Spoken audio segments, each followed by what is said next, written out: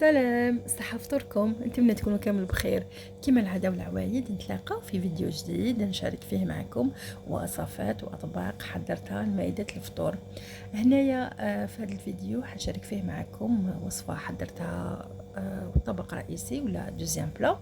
وصفة تقليدية سهلة، ما تاخدش الوقت وبزاف بنينة، اللي هي وصفة طاجين الزيتون. بلا ما نطول عليكم نروحوا للمقادير.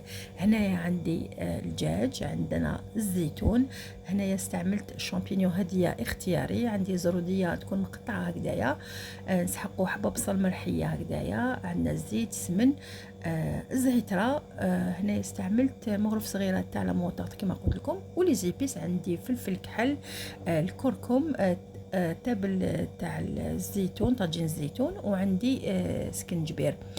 نجوزو طريقة التحضير. هنايا في الطنجرة ندير شوية سمن مع الزيت، من بعد نقلي الدجاج تاعي كما راكم تشوفوا هنايا خدا اللون الدوغي، من بعد نرمي الشامبينيون تاعي هكذا باش ياخد البنة تاع الدجاج والسمن. كي دبل شامبينيون تاعنا نرمو حبه بصل كما قلت لكم تكون مرحيه، وهنا نرمي لي زيبيس تاعنا كما قلت لكم.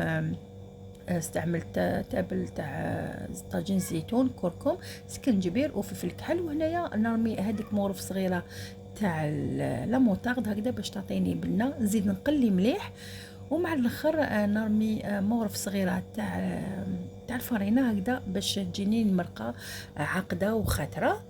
نزيد نقلي، هنا كنت استعملت حبه ونص تاع زروديه، نقليها مع هذاك الدجاج والبصل ولي زيبيس، وزيد نرمي الزيتون اللي كنت غليته مع نص حبه قارص، ومع عراف تاع الزعتره.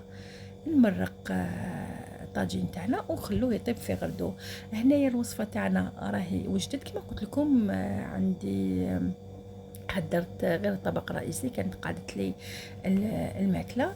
هذا هو الشكل النهائي ولا الطبق تاعنا راهو وجد كما راكم تشوفوا فيه. جا الله يبارك اللون تاعو ذهبي والمرقه خاتره عقده، والشكل تاعو بزاف بنين. انا ما بقى لي غير نقول لكم نتلاقاو في فيديوهات جديده.